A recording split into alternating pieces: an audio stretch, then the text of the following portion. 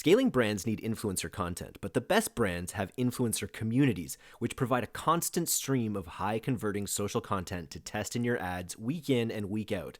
Access Aspire IQ's more than 6 million creators and influencers and start building your brand's influencer community today. Find out why Forrester recognized Aspire IQ as a leader in influencer marketing solutions.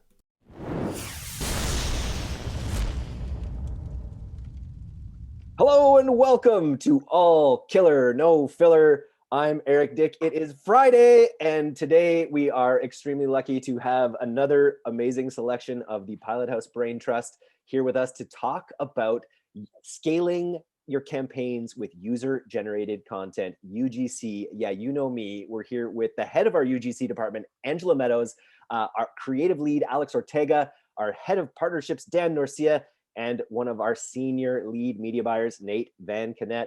Welcome to All Killer No Filler. Angela, let's start with you. What is the one thing people get wrong about acquiring UGC for their brands? Well, I like UGC, you know me. I think I'm going to steal that as like a tagline from now on. But the one thing people get wrong about acquiring UGC is I think they just underestimate how much work, how much scale goes into like having a consistent UGC program. We do so much research before we even reach out to content creators. We know everything about these content creators before we even like reach out to them to work with these brands. We're constantly looking for the perfect alignment between people while at the same time like doing some experiments and testing different angles, but we have the angles thought up already and we know exactly what we want out of these content creators before we even like start talking to them. So it's a lot of work behind the scenes. I like that you said program too, because I think a lot of people think, oh, I'll get a creative or I'll get some UGC content. But when you say program, like, what do you mean? Like, Nate, talk a little bit. I know you run a lot of campaigns with UGC. What does a UGC program mean to you as a media buyer? I mean, basically what Ange said, it's like getting a ton of UGC for us to test. I think a lot of people underestimate that. It's like, oh, I'll get, a couple of videos from a couple of creators and I'm good to go. But it's really like, we'll test on accounts at scale. We'll be testing, 30 to 50 creatives every single week that are all UGC focused. And so Ange's team, is in charge of sourcing that UGC, dealing with the creators, iterating based off of what we're seeing working. So we're in touch with our creative teams, with Ange's team, and actually getting more of what's working. And so like that wheel it actually takes a lot of effort and a lot of time. And the ideal outcome too is that we are creating long-term relationships between these brands and these creators. So again, it's not just like getting them to like mailing them a product and getting them to shoot a video. It's kind of like creating this relationship so that they could be a brand ambassador at that point. And that takes so much nurturing, like so much testing of different people to find the right ones. And it's a lot of hand holding and research, and that goes into it. And it's really a numbers game. So like, when Nate's talking about how many of these things he'll test, we'll get into a little bit about how many of those will actually work. But just to back up to this, like acquiring UGC part of it, what's the process like for outreach and what's your hit rate when it comes to the amount of times you'll reach out to the amount of times you'll actually get reliable UGC delivered? I mean, our hit rate within my team is very good because we've developed it like over time. I would say our positive response rate has got to be like 75, 80% or higher at this point. But like I said, it's all about finding people that are in line with this brand already. And what are you offering? Do you have a cascading series of things you're offering? You start with product, or do you go right into offers of I mean, product is like the bare minimum. But on top of that, there's so many different options. Like for some people, it depends on their experience level for the majority of it, or it's just about like starting this conversation with them and negotiating. Sometimes we do it on a profit share. Sometimes we pay them up front. Sometimes we do just product exchange. And like, because we're managing multiple different brands, something we do recently is like, we will give them a couple different products from brands and get them to test it all, and maybe they end up making content for all three brands we've sent them, maybe just a couple. Like we try to align it like that as well. Very cool. Do you have any tips on like how to, like, you have a high hit rate here, then this is due to your research and, you know, picking the right people, but do you have any tips for like how to word things when you're reaching out to these UGC creators? We have like a very refined script that I won't describe. Oh, But I would say like the main thing is like, don't waste these people's time. Absolutely do not comment DM for collabs. Like, everyone should stop doing that. But I think these people all have their own personal brands, and I think we try to have it come across that we respect their personal brands, that we're trying to help them elevate their own brands as well.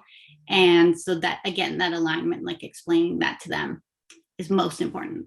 I like what you say. This is something I like. I do a lot of outreach for various things, for advertisers, for, you know, for business development and stuff. I think so many people will send emails with the idea of like, here's how you can help me. Here's why this will be good for me. But that's so irrelevant to anyone that you're emailing. You really have to lead with like what's in it for you, why this is good for your brand, why, you know, I think that's a learning. Mm-hmm. For Nice. sure. Excellent. Okay. Now, okay, let's get into a little. We've got Alex Ortega here, who's sort of one of your leads when it comes to actually repurposing this creative. Alex, what's one thing that people get wrong about creating UGC creatives from user-generated content? I would say sharing it as is. So, I mean, to clarify, you have this video now, people need to know what they need to do with it. A lot of the time you're getting back like raw content. Sometimes you might get it back and it's already edited and the creator has, you know, put their own personal take on it, which is fine. But there are still a few things that you need to do to ensure that that video is ready to be delivered on your, you know, on your platforms. The things that I'm always looking out for are small tweaks that you can do initially, and that's just making sure that it's cropped properly. Even adding things like captions and subtle music in the background can elevate the quality of your creative. When you think about, you know, scrolling behavior online, a lot of people scroll muted, they don't scroll with audio. If you have a UGC video in your ad and somebody is speaking or talking on the video and there's no captions, that person immediately is going to kind of bypass that creative. So another example is, you know, when you're sharing things as they are, you're overlooking a lot of the potential that your video or your UGC content has. An example might be someone sends over a UGC video and it's a minute long, but it's a product-based review or testimonial, whatever it is. But they're talking for the first 30 seconds of that video. The product doesn't actually even come in until the 30-second mark. And as we know, you want that product to be kind of with you only have a few seconds to grab somebody's attention, so that you want that product to be in the main frame, you know, in the first 2-3 seconds. So if you're sharing it, you're overlooking the potential of that. But if you're taking a look at it, seeing how you can always make it better, you might want to cut it down a bit. You might want to bring that clip and bring it to the front of the video. You might want to take their audio and overlay it during the time where they're showing the product, etc. So there's a lot of things that you can do. But I think the biggest thing is sharing it as is a lot of the time is probably one of the wrong. And making sure that product is featured, like you say, within that first 3 seconds, ideally, I would imagine, of that video. Yeah. And the other thing I hear from you is subtlety. Like you're not slamming big design overlays on a lot of these, because the whole point of UGC, I guess, is that authenticity. So you're doing things that like enhance that, but don't make it seem more like a regular ad, because that's not the point. Exactly. I mean, it differs. There are definitely UGC videos where you want it to be disruptive. You want it to be, you know, in their face, and you're going to garner somebody's attention by doing that. But for the most part, you know, the purpose of this content is for it to be more authentic feeling. So you're right in saying that. Nice. Dan, you had a point about you know why this kind of content works, why it's not like regular ads. What were you saying? Yeah, I mean, ultimately, it's like a secondary sales force for your brand, right? My dad has this saying, which is, if you are standing at the mantelpiece with a scotch in your hand talking about yourself and how great you are, everyone thinks you're kind of an asshole. But if someone else is standing at the mantelpiece with a scotch talking about how great you are, everybody thinks you're great, right? And so that's sort of the takeaway here, right? Is that social proof. You've got a secondary sales force of people who are passionately talking about your brand, passionately talking about how these products have positively impacted their lives. And saying that to someone in the first person is not as effective, right? Totally. So yeah, I mean, I think that kind of boils into this whole concept of social proof, which, as we all know, has been crushing it lately. UGC at top of funnel, people talking about your brand, how great it is for them, leaning into reviews, things like that. This just sort of feeds into that larger conversation. And really know your platform. This is something that's actually just come across on some of the podcast interviews that I've done this week, is people really talking about, at first maybe trying to fit a one size fits all piece of UGC content into, both Instagram, YouTube, TikTok, but really understanding the differences in these platforms and being able to work with that. So with things like TikTok, you're going to have a lot more sort of raw authenticity, maybe less edits, things that might not work as well on YouTube, where you do want a bit more polish. Back to Alex, when you're creating these platforms, do you find creative that works across all platforms, or are you sort of making different edits to the UGC creative depending on the platform that it's going to go on? Definitely optimizing for the platform that's going on. And like I said, when you get your initial piece of content, you want to make sure that it's optimally sized for the platform that you're putting it on. So if you have a YouTube creative, you're going to do it in a 1x1 or a 16x9. But what we find is a lot of people shoot UGC creative vertically, right, in a portrait mode on their cell phones. So it's really hard to take that creative and turn it into a YouTube ad, right, which is normally horizontal or landscape size. So one, shooting for the platform that you're wanting to be the main delivery. But also getting creative with the layout, because I can definitely take a vertical UGC video and find a creative way to turn that into a YouTube ad. I might put it in like a multi-grid layout, or I might pair it with another UGC video that's also moving at the same time. There's just so many different things that you can do with it, but you have to get creative with that. Very cool. And then I think we talked about this a little bit in the last podcast, but how do we think about the categories of UGC? Like, whether it's just a 2-camera like testimonial where you show the product. I think unboxing is probably another category. What are some of the categories of UGC creative that are working best right now? Is that a question for me or Andy? I know that's sort of opened it up. Who Nate, you could speak to that potentially on the ad buying side. Angela, you see a lot of these? I think like in terms of like the type of video, like what you're going after, you should try to get unboxing videos, definitely testimonials, like first person speaking to the camera, just holding the product. You should try to get all of those and test all of those. They're all important in their different ways. I think the thing you're trying to, the main part of using UGC is experience these products through the content creator's eyes. Like the customer has not touched this product yet. They haven't experienced it. So as long as you're portraying that like experience of the product through the content creator, that's number one. I like it. It's funny. One of the other added benefit, like one of the things you were saying, Norcia, earlier was, with a static ad, it's an ad and it might drive a user, which is great. But UGC has all these other dimensions to it, and the one of them that I thought was interesting, I just did a podcast with Bloom. They were talking about an acne treatment that they have and how they sent it out to a bunch of influencers, and they saw like a new use that the influencers were using the product in a way that they hadn't intended. They were like mixing this acne treatment into like a day cream or something like that. And that sort of like expanded their mindset about even what their products are, how they're used, and that sort of went on to inform other aspects of their marketing. So I think UGC just has like a lot of these dimensions that make it just an absolute like must in any campaign that you run right now. Yeah, and I think the static image route is probably going to be fading away, right? Like, it's great to have phenomenal product photography, but that's brand, right? From a performance standpoint, a piece of product photography is not talking to your consumer base in a like relatable fashion the way that UGC does.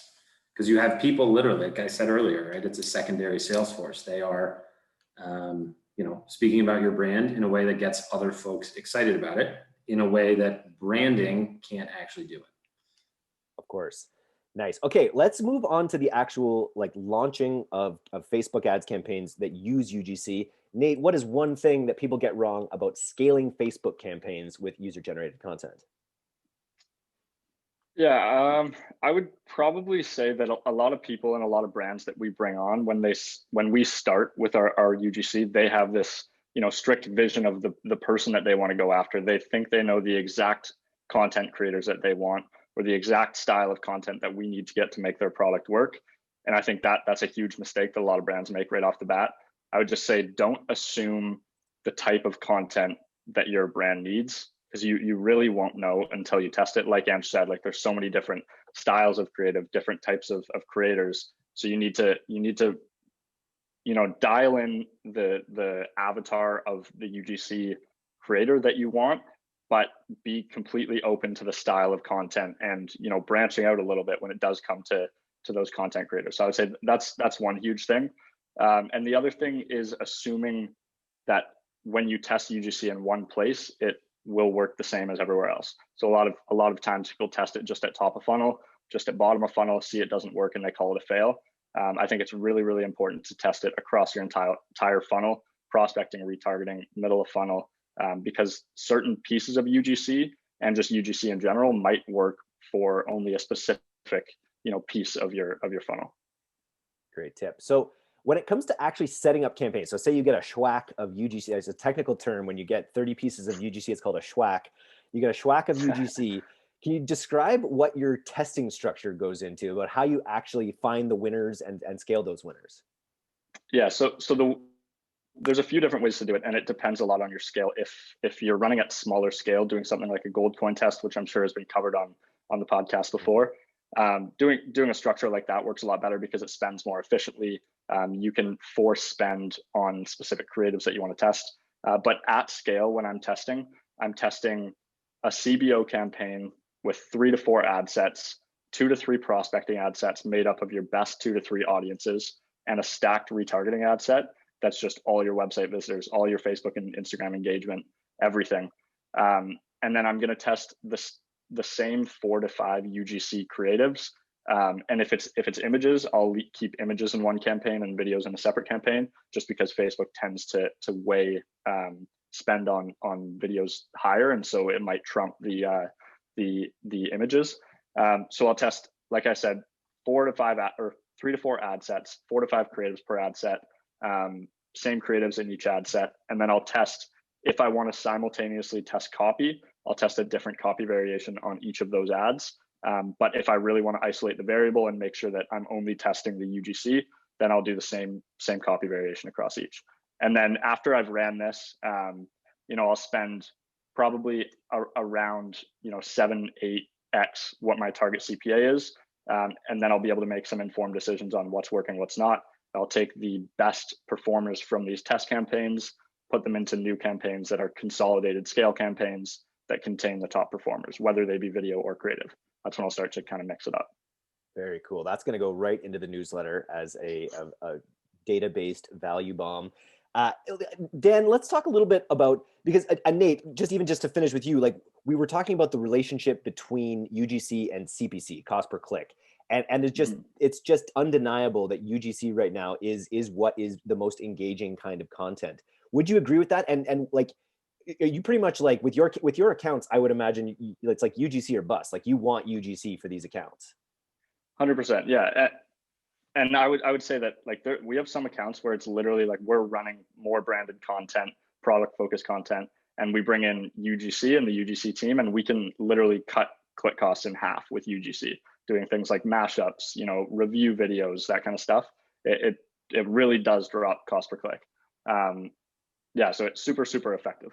I was going to ask Dan, you know, how do you go about like, you know, selling and really imparting to clients that UGC is, you know, an essential part of their ad stack? But I think Nate kind of answered it there. It's kind of a no-brainer. Yeah. I'm going to use that, Nate, if you don't mind. Yeah. I would also say that honestly, 60 to 80% of our top performing creatives are UGC on any given account. So if you're listening to this right now, one thing to note about Pilothouse, you can work with Pilothouse as a, as an agency where, you can talk to Dan, right away. We can get you on, get you into a call. But what we're doing that I think is really interesting is we're sort of giving the ability of our different departments to go out and sell standalone packages. And I think, and Angela, that's really one of the big pushes, I think, over the next little while for Pilothouse is to like get some UGC packages out to people. So describe to me what it would look like starting to work with the UGC team at Pilothouse. Like creating that UGC program is what we want to do for brands. So we will have our team manage everything after you ship the product, all the recruitment, all the research, all the content direction, the editing, the post-production. We'll manage your whole program for you and make sure that you have like a steady stream of new UGC to be testing every week. Sounds like a no-brainer. Okay. Well, Dan a call now. I think that's pretty awesome. So if people want to, talk to us about UGC, Angela, how do you recommend they get in touch? They get in touch with us at pilothouse.co/UGC, or Dan, are we gonna let them contact you directly? Dan at pilothouse.co. Dan at pilothouse.co. Just email Dan up. He'll get back to you, or fill out that contact form. I love watching the brands that come through that contact form on a daily basis. So either way, you can do that. You can work with Pilothouse on the media buying side. You can work with on the UGC side. If you're working with us on the media buying side, we're definitely going to be talking about trying to get you into the UGC side because it lowers costs by upwards of 50-60%, which is a pretty unbelievable selling feature. And it's hard for brands to do this themselves. Like we want to take that workload off your hands, and we have a team that knows how to do it and does it efficiently. The other, just one more comment to what Ange just said, is that this is very much a digitally native activity. So a lot of brands are not necessarily digitally native, and it makes it a little more difficult to understand the nuance, right? That's why we have such a high hit rate when we reach out to UGC creators. Yeah, that was it. Very cool. Nice. Well, I want to thank everyone for coming on the podcast today. This has been we have a very fun Pilothouse event planned for the rest of the afternoon today. So I'm excited to jump into some games with the Pilothouse staff and maybe have a few beverages. But thanks again for coming on today. Another great all killer, no filler. I hope everyone has an amazing weekend, and we'll catch you on the next one. Oh yeah, thanks. Appreciate it, guys. Peace.